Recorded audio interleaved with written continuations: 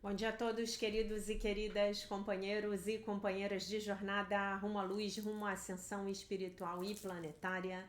Tudo bem com vocês, meus queridos, minhas queridas?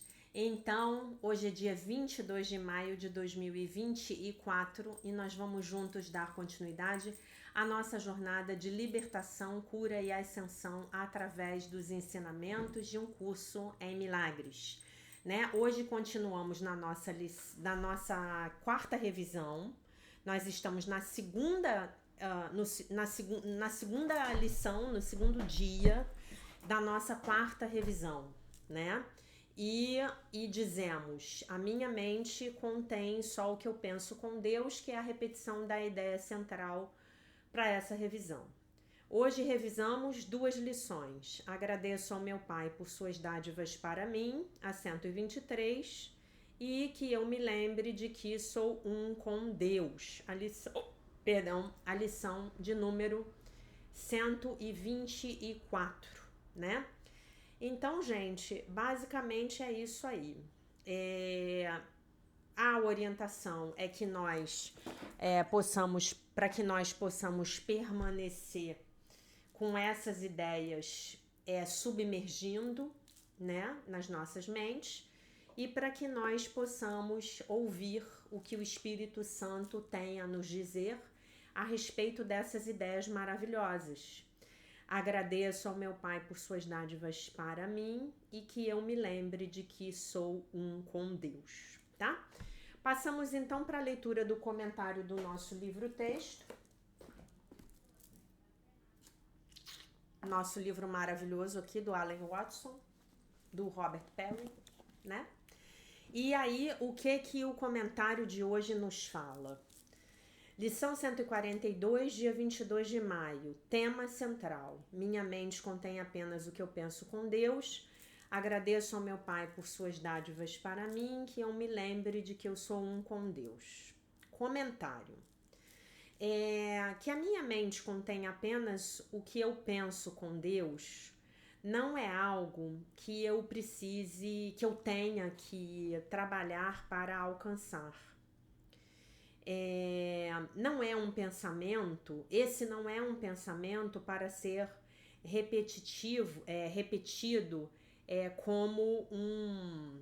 Eu acho que aqui eu não sei exatamente qual foi o sentido que ele quis dar essa palavra, né?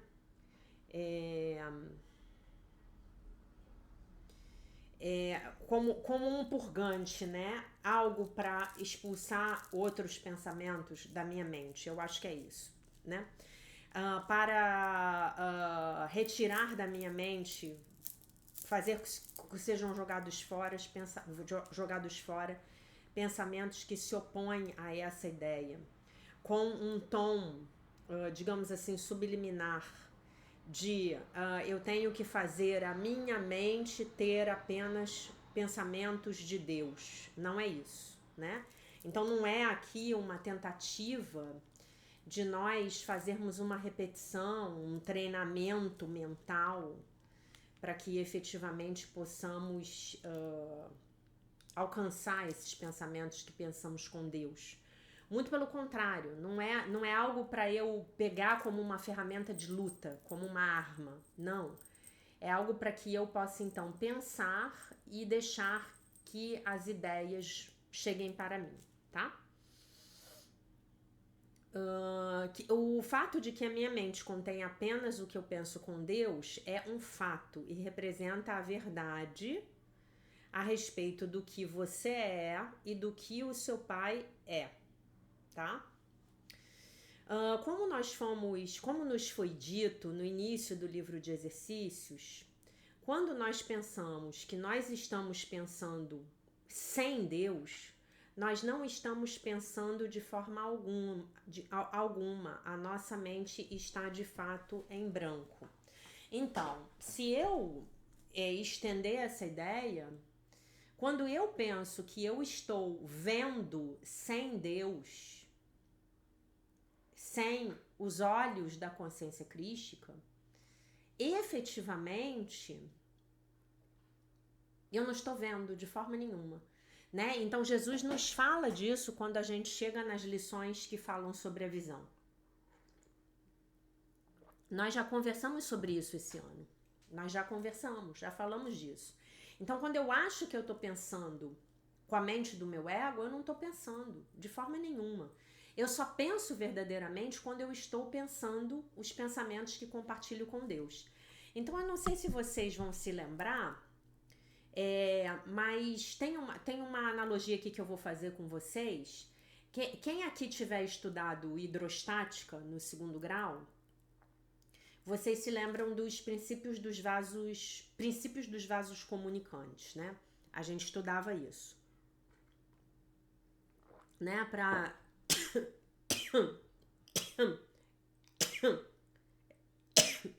determinar, perdão, a altura de uma dada coluna d'água, coluna de fluido, né? Enfim. Então, a nossa mente, as nossas mentes, elas têm 2 partes, né? A nossa mente ilusória em separação aqui na 3ª dimensão, ela está dividida em 2. Então, eu tenho a mente certa, que é a mente que é governada pelo Divino Espírito Santo, e eu tenho a mente errada, que é a mente governada pelo sistema de pensamento do ego, né? Então, a mente errada, ela tá separada. Ela não se comunica com a mente de Deus. Mas a mente certa, sim, se comunica, tá? Mas a mente certa, sim. A mente certa, ela se comunica. Então, ela é como se ela fosse um vaso comunicante naquele sistema de hidrostática, do problema de física, né? Então, tem um vaso ali comunicante. Então, aquela água que está num determinado vaso, ela alcança o outro vaso, porque tem uma ponte. A ponte é o Divino Espírito Santo. Então, é mais ou menos como se a mente de Deus fosse um oceano e tem aquele recipiente ali ligado por um vaso comunicante, né? E ali eu recebo os pensamentos que compartilho com Deus. Se nós pensarmos nessa analogia, nós vamos nos lembrar que essa água que chega nesse recipiente menor, ela é a água salgada do mar. É a única água que entra ali. Então, quando eu afirmo, minha mente contém apenas o que eu penso com Deus, eu estou querendo dizer que eu estou reconhecendo como a minha única mente, a minha mente certa. E eu estou efetivamente deixando o ego de lado. Não penso mais os pensamentos do ego, tá? Basicamente essa é a ideia. Não penso mais os pensamentos do ego, tá bom? Essa é a ideia. Então, ele vai citar 2 textos aqui do início do livro de exercícios, né? E realmente, gente, esse cara, ele é muito bom. Ele pega uns excertos do texto ou do livro de exercícios. Nossa, ele é muito legal. Então, ele vai citar a lição 8, tá? Ele vai citar um trecho da lição 8 que eu vou ler para vocês aqui já já. E depois ele vai citar um trecho da lição de número 10, tá?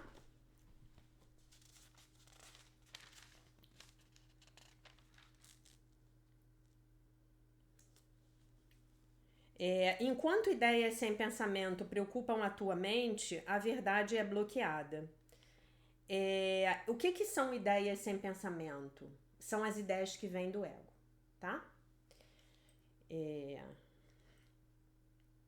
Reconhecer que a tua mente tem estado apenas em branco, ao invés de acreditar que está cheia de ideias reais, é o primeiro passo para abrir o caminho para a visão.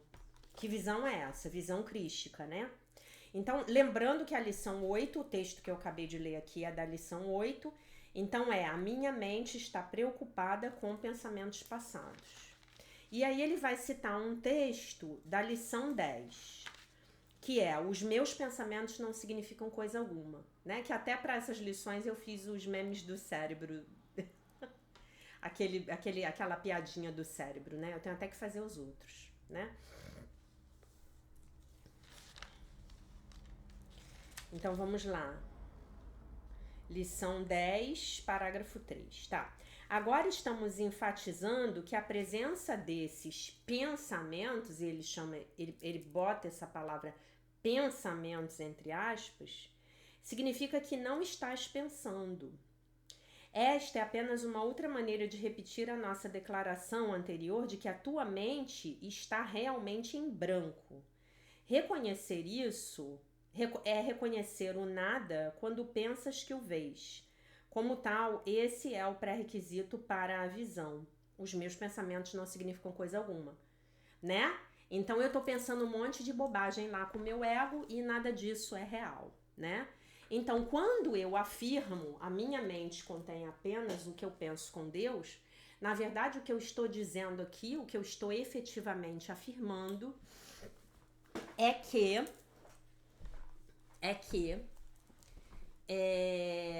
eu estou na minha mente certa. Porque quando eu estou na minha mente certa, isso aqui é 100% verdade. Minha mente contém apenas os pensamentos que eu penso com Deus.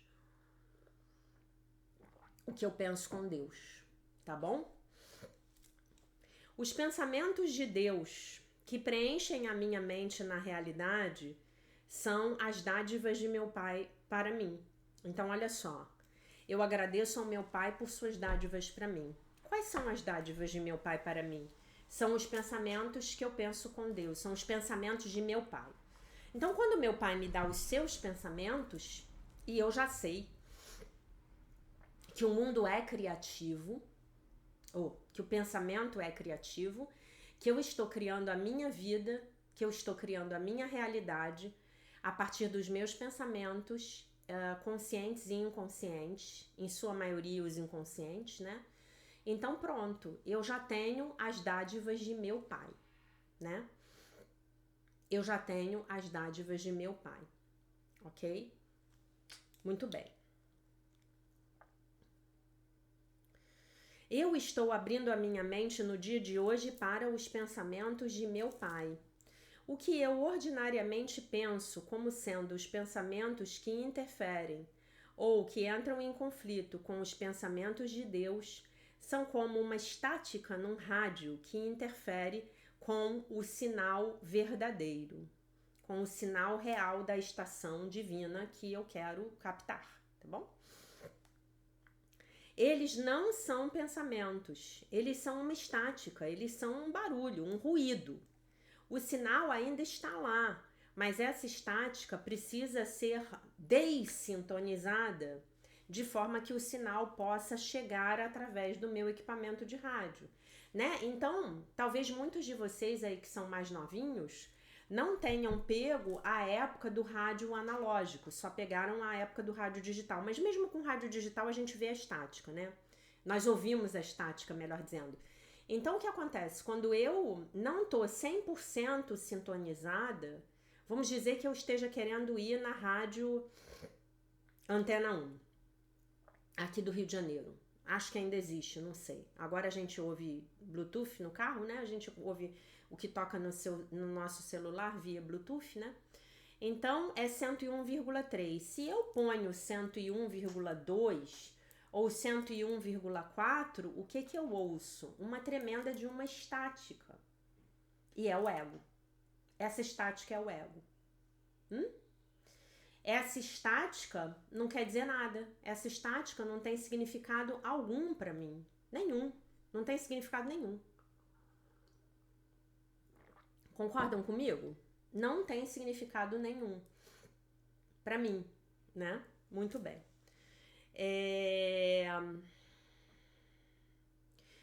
Então, a verdade a meu próprio respeito é que eu sou um com Deus.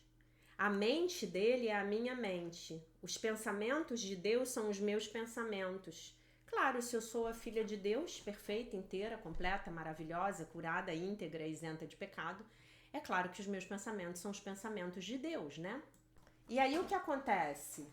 Isso me lembra uma célebre frase do grande físico Albert Einstein. Quero conhecer os pensamentos de Deus, o resto são meros detalhes. Eu fiz até um post no Instagram, acho que no ano retrasado, né? E dizem que Einstein meditava em média 3 horas por dia. né? Por isso que ele alcançava os reinos da abstração a ponto de conseguir postular, por exemplo, a teoria da relatividade, né? Enfim, eu não sou algo, eu não sou alguma coisa diferente do que Deus é. E essa é a verdade daquilo que você é e do que o seu pai é. Então você é igual ao seu pai. Você até queria ser diferente, né? Você quis ter uma existência separada. Você inventou um holograma. Você inventou um universo holográfico de realidade virtual, né? Para você poder brincar nesse holodeck aqui, chamado terceira dimensão. Mas isso não muda a realidade de quem você é. E você é igual a Deus. Então, a sua mente contém apenas o que você pensa com Deus. Então, quando você começar a pensar bobagem, eu vou ensinar para vocês um truque que eu uso no meu dia a dia, tá? Que truque é esse? Quando eu começo a pensar bobagem, vamos supor que uma pessoa vem e me dá uma fechada no trânsito. E aí eu fico morrendo de raiva. E aí eu começo a querer xingar a pessoa, né? Aí eu penso, mas esses pensamentos, eles não são meus. Eles são do meu ego. E aí eu me dissocio deles. Eu vou pra minha mente do observador. Eu falo, mas isso aqui não é meu, né? Então isso também reduz muito a minha culpa, né? Porque quando a gente começa a observar os nossos próprios pensamentos, nós podemos efetivamente começar a nos sentir muito culpados, não é? Nossa, como eu penso bobagem, né? Nossa, olha o que eu tô pensando daquela pessoa. Olha o que eu tô pensando daquele motorista. Olha o que eu estou pensando do meu chefe, né? Enfim. Então, dizer que a minha mente contém apenas o que eu penso com Deus pode ser uma afirmação alegre a respeito da verdade. Pode me lembrar das dádivas de Deus para mim e me lembrar de que eu sou um com Ele, eu sou um com Deus. O que em mim aparenta ser contrário a Deus, distante de Deus ou oposto a Deus, não é quem eu sou, não é a minha realidade, isso não tem significado. Não há nada que se oponha a Deus em minha mente, não há nada de real que se oponha a Deus na minha mente. Outra forma de colocar isso é que o que aparenta estar em mim se opondo a Deus é atualmente um nada. Por que é um nada? Porque o ego ele não tem existência verdadeira. O ego não tem existência verdadeira. O ego é um nada, o ego é um programa de computador. O ego é um programa de computador, o ego não tem existência verdadeira. Eu posso chegar nesta máquina, que eu amo meu supercomputador, que eu amo minha super máquina aqui. Vou fazer propaganda da Dell. Eu estou falando com vocês de um Dell Optiplex, tá? Eu amo meu computador. Eu amo computadores, eu amo os celulares, eu amo tudo que é eletrônico, vocês já sabem, né? Então eu posso chegar aqui e apagar, de acordo com a minha vontade, qualquer programa que esteja instalado neste computador. Eu vou lá no meu painel de controle, eu seleciono os programas e eu seleciono o programa que eu quero apagar. Eu clico com o botão direito do mouse e coloco desinstalar esse programa. É isso que nós estamos fazendo todos os dias. Nós estamos desinstalando um teimoso programa chamado Sistema de Pensamento do Ego. Tá bom?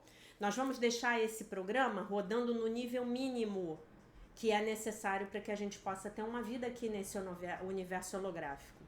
E nesse momento, nós, quando tivermos feito isso, aguardaremos a ascensão.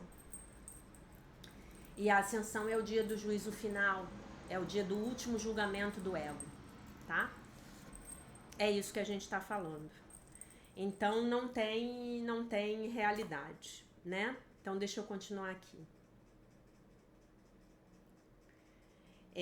O que em mim parece ser contrário a Deus, distante de Deus ou oposto a Deus, não é o que eu sou, não é a minha realidade, e isso não tem significado. Não há nada que se oponha a Deus na minha mente, né? O ego é uma ilusão ou uma alucinação, sem poder e sem força em si mesmo, nele mesmo. Ele tem poder apenas quando eu acredito nele. É que nem o bicho-papão embaixo da cama. O ego é o bicho-papão embaixo da cama. Se eu dou poder para ele, ele tem algum poder e parece me assustar. Quando o meu pai chega e olha debaixo da cama comigo, eu vejo que não tem nenhum bicho-papão lá, né? Meu pai, Deus. Tá? Muito bem. Não estou aqui negando as pessoas que têm habilidade para ver espíritos ou criaturas de outras dimensões, tá bom? Só peguem o exemplo do bicho-papão de uma forma assim não tão literal, tá? Porque eu sei que realmente às vezes tem alguma coisa no quarto da criança, enfim, eu não vejo. Eu, de modo geral, eu sinto, mas também é bom que fique longe da gente, né? Enfim. Hoje, eu então escolho negar qualquer coisa que não seja... Negar o poder a qualquer coisa que não seja Deus. O poder sobre mim. Então, apenas Deus tem poder sobre a minha vida. Lembram da máxima da nossa mestra Louise Hay? Eu sou o poder no meu mundo? Eu sou o meu poder no meu mundo, tá? Você é o poder no seu mundo. Então, se o seu mundo ele não está mostrando para você aquilo que você gostaria de ver, se você não está percebendo aquilo que você gostaria de perceber, é porque você não está projetando aquilo que você pode projetar. Então, aprenda a projetar com Deus. E então, apenas Deus terá força sobre a sua vida, sobre a sua existência, tá bom? Eu escolho me lembrar do que é a minha realidade e eu escolho me lembrar de que eu sou um com Deus. Eu escolho me lembrar que eu me lembre de que eu sou um com Deus. Que eu agradeço as dádivas de meu Pai para mim. Então, eu agradeço os pensamentos de meu Pai para mim. Os pensamentos de meu Pai estão sempre acessíveis para mim. Sempre. E as lições sempre vão me dar os pensamentos de meu Pai. Minha mente contém apenas o que eu penso com Deus. Nessa revisão, eu estou me lembrando disso. Que eu posso escolher pensar com a minha mente certa, né? Mas eu posso pegar uma bela lição e praticá-la, né? Como, por exemplo, uma das minhas lições favoritas, que é: todas as coisas são lições que Deus quer que eu aprenda. Isso é um pensamento que vem diretamente de Deus, tá bom? Muito bem, a gente está na revisão e eu queria ler um texto para vocês. Eu queria avisar vocês que eu já coloquei um Retorno ao Amor lá no Telegram, tá? Já coloquei ele lá no Telegram. Então leiam, a capa dele está em inglês, mas o livro está em português, tá bom? O PDF. Então leiam, é um livro que vai mudar a vida de vocês. E eu quero ler para vocês um trecho aqui do Poder versus Força, tá? Onde ele vai falar sobre... eu tô no capítulo 23, A Busca da Verdade, e ele vai falar sobre a calibração das diversas correntes religiosas que a gente tem no mundo hoje. E ele vai falar do cristianismo. E ele vai falar, adivinhem de quê? Adivinhem de quê que ele vai falar? Ele vai falar de um curso de milagres, tá? Então eu vou ler um parágrafo pequeno. O nível de verdade, cristianismo, tá? Ele está avaliando a calibração no nível de consciência do cristianismo. O nível de verdade que Jesus expôs originalmente calibra em 1000, tá lá em cima, acima da iluminação. Lembram que a iluminação é 700? Então, o que Jesus explicou calibra em 1000. O nível mais alto que é possível ser alcançado neste plano, na terceira dimensão. No século II, o nível de verdade da prática dos seus ensinamentos tinha descido para 930 e no século VI para 540. Então, do que ele está falando aqui? Quando Jesus chega, Jesus deixa uma mensagem que calibra em 1000. Essa mensagem ela vai sendo transmitida oralmente de pessoa para pessoa, através dos evangelhos, inclusive dos evangelhos apócrifos. Os evangelhos foram escritos bem depois da morte do nosso mestre, né? Morte do corpo físico, né? E ascensão. E a gente fica com algo meio que um telefone sem fio, né? E aí no século VI a gente já tem um nível de 540. Nos tempos das cruzadas, no começo do século XI, esse ensinamento tinha caído ao nível de 498, que é o que ele tem agora. Uma das maiores quedas ocorreu, segundo nos parece, no ano de 325 d.C., e ela se deveu à divulgação das interpretações errôneas dos ensinamentos originadas no Concílio de Nicéia. E é no Concílio de Nicéia quando a reencarnação é negada e é retirada dos evangelhos, do cânone bíblico. Por quê? Porque se eu tenho reencarnação, essa alma ela pode se emendar, então fica muito mais difícil de eu controlar o indivíduo. Se eu não tenho reencarnação, então é muito mais fácil eu controlar o indivíduo. Você vai ter que viver uma vida aqui de acordo com o que eu te falar para que você tenha a vida eterna e ponto, acabou. E pronto, e acabou, e ponto final, e você só tem essa vida, tá? Então é aqui que a reencarnação, a verdade reencarnacionista do nosso Mestre Jesus Cristo, ela é retirada do cânone bíblico. Aos estudiosos da história religiosa, será interessante calibrar o nível da verdade do cristianismo antes e depois de São Paulo, de Constantino, de Santo Agostinho e assim sucessivamente. A tradução de Lamsa do aramaico do Novo Testamento calibra em 750. Lembrem-se, era 1000 o original. O nível original era igual a 1000. E a versão do King James, traduzida do grego, que é a versão que nós temos. A maioria das bíblias aqui no Brasil, ela é a tradução da Bíblia King James, né? Que foi traduzida do grego para o inglês e depois para outras línguas. Eu não sei se a nossa Bíblia ela foi traduzida direto para o latim, mas eu acho que minimamente essa Bíblia que eu tenho aqui na minha casa, ela é uma King James. Eu não posso olhar agora porque eu não sei onde ela tá? Se eu parar aqui o vídeo para procurar, vai demorar.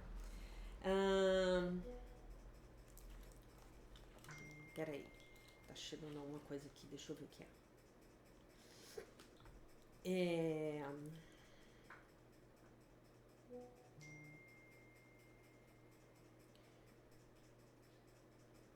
Assim como há uma faixa muito ampla no nível da verdade das diversas traduções das escrituras, né, do Novo Testamento. Estou falando aqui do Novo Testamento porque é a parte que Jesus efetivamente ensinou, né? Então, o ensinamento de Jesus, ele não está na Torá, né? Que é o texto sagrado dos nossos irmãos judeus, né? Também é pronunciada a variação entre as diversas práticas cristãs, né? Então, eu tenho vários tipos de cristianismo. Nós aqui no Brasil, em nossa maioria, somos católicos apostólicos romanos. Seguimos a igreja do Papa, né? Do Vaticano, né? Com esse cidadão hoje que tá lá, né? Que tá muito confuso ele, né, tadinho? A maioria dos grandes ramos do cristianismo, o catolicismo romano, o anglicanismo, a ciência cristã e muitas pequenas congregações, como a dos Quakers, bem comuns lá nos Estados Unidos, calibram no nível de 500, tá? As interpretações especializadas, como a do contemporâneo Um Curso em Milagres, ou a do misticismo do século XIV, do mestre Meister Eckhart, calibram em 600. Então, nós estamos tendo um texto de 600 com uma verdade de 1000, com um nível de iluminação de 750. Se a gente pensar no nível de iluminação, deixa eu ver aqui se eu tô falando bobagem. A partir de 700 até 1000, eu tenho o nível da iluminação. Então, eu ainda tenho que me esforçar para sair desses 600 do curso e chegar nos 700, né? Por isso que Jesus diz que a gente tem, o curso são os nossos primeiros passos, né? Jesus é bem enfático quando ele fala isso, né? Jesus não diz que a gente vai chegar com o curso no nível do conhecimento, no nível de Deus, né? Ele diz que nós vamos chegar no sonho feliz, nós estamos nos primeiros passos da escadaria rumo à iluminação, né? Nós estamos ainda nos libertando do sistema de pensamento do ego. É bom a gente saber disso para a gente ter noção do quão longe a gente está da realização do nosso irmão mais velho como mestre ascenso, nosso mestre Jesus, tá? Entretanto, como no caso do Islã, os grupos fundamentalistas extremos com programas políticos explicitamente reacionários podem calibrar tão baixo quanto 125. Então, os cristãos pirados, eles calibram tão baixo quanto 125, tá? Os cristãos pirados, aqueles que só pensam no pecado e na crença no pecado, e tudo que você fala é pecado, a roupa que você veste é o pecado, e você enfim, tudo é pecado, então a calibração disso aí é 125, né? Como não poderia deixar de ser, né? E aí ele tem uma nota aqui no final que eu acho muito legal, que eu vou ler para vocês, tá? A queda do cristianismo do nível de 930, logo depois que Jesus parte, a 498 deve ser reconhecida como a maior catástrofe da história das religiões ocidentais. Eu estou de pleno acordo. Aqui se enraiza a origem do divórcio espiritual dos ensinamentos reais do Mestre Jesus Cristo, que permitiu as atrocidades posteriores das cruzadas e da Inquisição, né? Então vocês sabem que da Inquisição aí, a Inquisição já é uma coisa que eu entendo, né? Nós matávamos as pessoas porque entendíamos que elas estavam servindo a outro senhor que não Deus, né? Claro que tem um contexto histórico ali que um dia vale a pena a gente falar, que é uma coisa que meio que dá uma absorvição aquele povo lá, porque realmente o planeta estava numa zona muito escura da Via Láctea, tá? Do sistema solar. Então a gente também precisa entender, mas o resultado foi bem catastrófico, né? O declive histórico do cristianismo se relaciona com a inclusão de livros negativos ou relativamente fracos do Antigo Testamento e do livro das Revelações do Novo Testamento no cânone das escrituras cristãs. Então ele fala aqui do Apocalipse, tá? Ele fala do livro do Apocalipse. Ele acha que o texto do Apocalipse é um texto particularmente enganoso, tá? E se a gente pensar, se você pegar para ler o Apocalipse sem um entendimento metafísico da coisa, você vai terminar a sua leitura bastante deprimido, né? Eu tava vendo ontem no Instagram um negócio muito divertido. Uma mulher que eu acho muito séria, tá? Não tô criticando ela, mas ela tava lá com um livro com um profeta que ele previu a pandemia, tá? Ele previu a pandemia exatamente para 2020. Né? Entre 2019 e 2020 a pandemia aconteceu, então ele disse que o mundo ia parar. E a próxima previsão dele é que a gente vai ter a Terceira Guerra Mundial e que a população da Terra e tudo que está em cima do planeta vai ser reduzido a 10% do que nós temos hoje. Né? E aí ela estava falando que é isso mesmo, que a humanidade, que a gente tem que se emendar, que a gente tem que se corrigir, etc, etc, etc. Mas eu posso dizer para vocês que essa seria a quinta, se eu não estou enganada, a quinta extinção em massa dos habitantes do planeta Terra. Homens, animais, enfim. e que nós já saímos dessa linha temporal, tá? Nós nos tiramos, a nossa expansão de consciência nos tirou dessa linha temporal. Então não vai mais acontecer. Então você junto comigo fazendo esse trabalho aqui, você está salvando o planeta, literalmente, tá? Nós estamos salvando o planeta. Claro que quem eventualmente continuar vibrando na desgraceira pode caminhar para essa linha temporal da extinção em massa do planeta. A gente não vai para esse lugar, tá? Muito bem. Aí ele faz uma pergunta que eu acho sensacional. Quem tem a ver realmente, o que tem a ver realmente a ética dos profetas do olho por olho com a chamada de Cristo ao amor e ao perdão universais, né? Então, se você não assistiu a minha live especial Karma, Reencarnação e a Sua Cura e a live do Significado do Juízo Final, então me mande um e-mail, essas lives são pagas, tá? E eu libero o acesso dessas lives para você, tá bom? Por outro lado, como no caso do islamismo, a prática diária do cristianismo está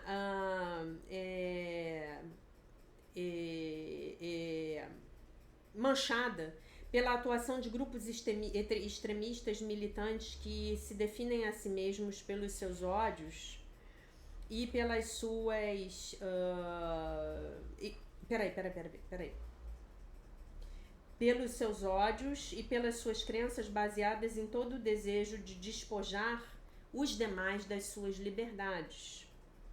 Poderia muito bem ser essa carga de negatividade a que mantém o cristianismo atual abaixo do nível do amor, né? O nível do amor é o nível de 500. É interessante que estes supostos cristãos raras vezes citem ao Mestre Jesus Cristo. O seu repertório de argumentos apaixonados e de autojustificações foi extraído quase na sua totalidade do Antigo Testamento. Quando eles se referem às Escrituras, costumam aludir ao Antigo Testamento. Cabe nos perguntarmos como seria o mundo de hoje se o cristianismo tivesse valorizado a conduta moral e se tivesse mantido apenas abaixo das doutrinas do Novo Testamento. Nós precisamos ter em mente de que Jesus era um reformista, né? Então ele veio para ensinar aos judeus daquela época o evangelho do amor, né? Entendem? É disso que ele está falando aqui. Muito bem. Muito bem. E aí ele faz uma afirmação que eu acho interessante, especialmente para quem está assistindo as minhas aulas ao vivo. Ele diz que Freud permaneceu sob o nível crítico de 500, devido à negação da espiritualidade humana, e que Jung, que afirmava a natureza espiritual do homem, calibra um pouco mais alto em 560, tá? Para os fãs aí de Jung e para os fãs de Freud, vocês sabem que nas aulas ao vivo eu cito o livro, a edição anotada de Um Curso em Milagres, e na edição anotada Jesus fala direto de Freud, fala de Jung, né? Então a gente consegue entrar nesse campo aí psicanalítico um pouco mais, né?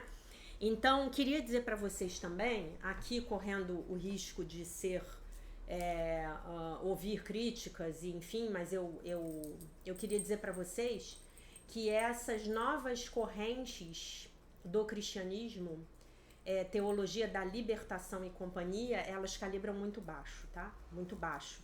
Elas não são a expressão da verdade. Eu vou descobrir qual é a calibração desse referencial teórico chamado Teologia da Libertação, e de várias pessoas que infelizmente escrevem obras com base nessa teoria, e aí eu trago para vocês assim que eu souber. Mas é muito baixo, tá bom? Então eu lembro a vocês que o tema central da nossa revisão, hoje e pelos próximos 8 dias, a minha mente contém apenas o que eu penso com Deus. E a revisão de hoje eu agradeço a Deus por suas dádivas para mim e que eu me lembre que eu sou um com Deus. Tem uma coisa que eu quero ler, que eu recebi uma mensagem aqui, muito legal, de um texto da Marianne Williamson, tá? Muito legal. Marianne Williamson, ela tá lançando um novo livro chamado O Jesus Místico, A Mente do Amor, tá? Então, a ideia de que Jesus... Olhem o texto da Mary Ann, que lindo. A ideia de que Jesus pertença apenas aos cristãos, lembrando que Mary Ann é judia de origem, ou a praticantes de qualquer outra religião, e que por essa razão digam que determinam, teriam a prerrogativa de dizer quem ele foi, quem ele é e o que Jesus deveria significar para nós, é uma ideia cujo tempo está passando. Enquanto o cristianismo reclama algum tipo de monopólio sobre Jesus, há um senso crescente de que o Mestre Jesus Cristo, ele não pertence a ninguém e pertence a todos. Nós estamos buscando por uma entrega, né? Não apenas dos nossos pecados individuais, mas também da insanidade do mundo, né? Essa entrega em pedido de correção, né? Então ela fala aqui uma coisa muito bonita. O Jesus que Mary Ann Williamson nos apresenta é um Jesus de amor radical. É o Jesus de Um Curso em Milagres, né, gente? É um Jesus de amor radical. É um professor eternamente presente, um irmão mais velho e um confidente confiável. Ela botou aqui uma entrevistazinha, porque é um e-mail de uma escritora que eu adoro, de 8 minutos, sobre o livro da Mary Ann, que se chama O Jesus Místico, uma mente de amor, tá bom? Então, basicamente é isso que eu queria contar para vocês, tá? Eu vou descobrir aí a calibração da teologia da libertação e eu conto para vocês assim que eu souber, mas ela é bem baixinha, tá? Então é isso, meus amores.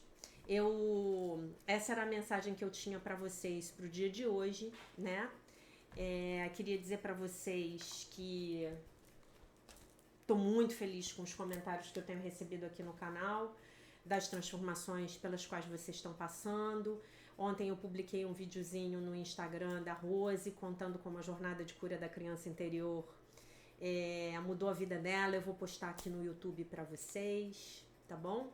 Então, basicamente é isso, meus amores. Eu deixo vocês com a paz de nosso Senhor Jesus Cristo, com um beijo imenso, e se Deus quiser, nós nos vemos novamente amanhã.